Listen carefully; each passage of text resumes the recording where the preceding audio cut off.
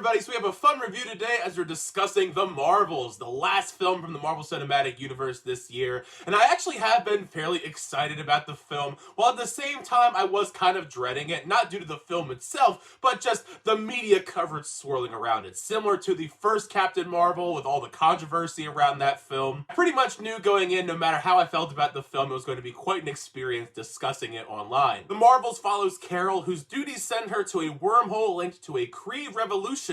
Along the way, her powers become entangled with both Monica Rambeau and Kamala Khan, leading her to forcibly work together with them to save the universe. Coming into this movie as someone who is mixed on Captain Marvel overall as a character, whether it be her solo film, which I thought was just alright, and her few sporadic appearances that we've seen of her in the MCU ever since then, which is something that's crazy to me, that even though she's been around in the MCU for so many years, when you really think about it, besides her solo film, we've only seen her in small spurts, in Endgame, and in post-credit scenes like in Shang-Chi and Ms. Marvel. Thankfully, at large, The Marvels does a much better job as far as developing her as a character, but also her two co-leads in Monica Rambeau and Kamala Khan, as at this movie's core, it shines brightest when it chooses to focus on these three women as they have this fantastic chemistry with one another. Each of these three women bring their own unique elements to the table, balancing out this adventure while working as a team, interspliced with these hilarious sequences of them swapping places sporadically, yet each of these three get their own moments to shine separately. Hopefully the majority of people going into The Marvels have watched WandaVision and Ms. Marvel, because otherwise you're probably going to be wondering who the hell is Monica Rambeau, if you remember the character as a child in the Captain Marvel film, and also who the hell is Ms. Marvel. Now that we've seen their introduction in these Disney Plus shows, we now get to see them take the next step onto the big screen, and I felt that both of them were pretty awesome in The Marvels. I was really impressed on how we continue to develop Monica Rambeau as a character. Not only does she now have badass powers, which she gets to use to amazing effect, I also feel out of the three, she brought a ton of emotion to the story. Finally able to see her and Carol interact with one another after so many years apart. If you couldn't tell by what shirt I was wearing which of the three characters I was excited most to see in the Marvels,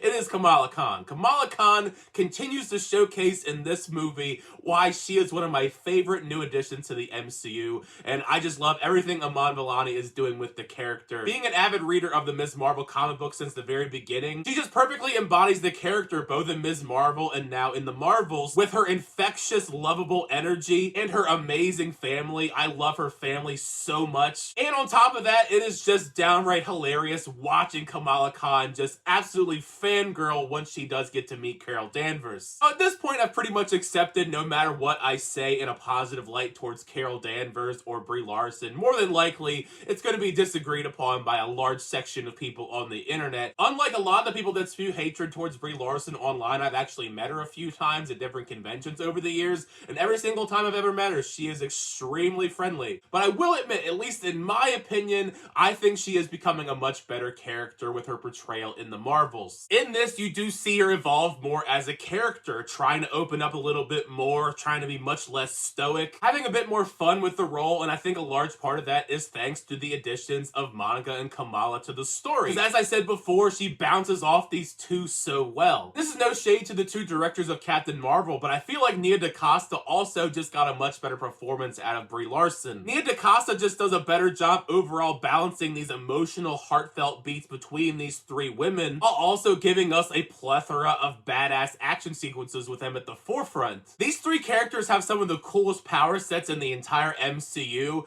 and it's showcased amazingly in a plethora of big action set pieces that are just so amazing to watch. It never gets old watching Captain Marvel just absolutely decimate people, or when she's fighting side by side with Monica and Kamala Khan against these various different enemies, including the antagonist of the film, Dar-Ben, which unfortunately is one of the major negatives I have to say about the Marvels. All around, I just found her as an antagonist to be just so lackluster. Her motivations, once we figure out what those are, performance all around also just kind of rang hollow. There's nothing memorable about about her character really either. Just a very disposable, forgettable villain, which unfortunately means I probably would put her in the bottom tier as far as MCU antagonists go. The adventure at large, which does include Dar-Ben's plan, feels very low stakes, which is an okay thing to have every now and then in my opinion in the MCU. Not every single movie has to be an Avengers level threat, but I do completely understand if the narrative at large in the Marvels doesn't work for everyone. Speaking of things that probably will not work for everyone, in typical MCU fashion, there is quite a bit of jokes. In this instance, I would say more of them land than miss. There are a lot of solid gags wrapped around the whole body swapping thing where Carol, Kamala, and Monica just keep swapping places. Even Nick Fury has some memorable, funny dialogue exchanges, which is kind of weird tonally considering how serious everything was with that character in Secret Invasion, but the less we talk about Secret Invasion, the better at this point. But you also have the Fleur kittens and Goose returning. You gotta have that cuteness factor because everyone loved Goose in the first Captain Marvel. There's one scene in particular with them that I think is going to be one of those sequences that a lot of people find pretty hilarious. There is one part in particular, humor-wise, that didn't land with me when we go to a certain planet where Park Seo-joon is. If I go too deep into talking about his character, it kind of does go into the realm of spoiler territory, but I did think he was a solid character when he was on screen. It's just this gag started off kind of funny, but as it went on further and further, it did kind of just become kind of cringe. Regardless of the lower stakes, I couldn't help but have fun with large sections of the story, the twists and turns, surprise appearances, some of which were spoiled unfortunately in the marketing campaign, but there are other surprise appearances in this that were not spoiled in it that I think a lot of fans are going to be very excited for, especially in the mid-credits scene. I think this is probably one of the coolest mid-credit scenes that we've had in any MCU project in a very long time,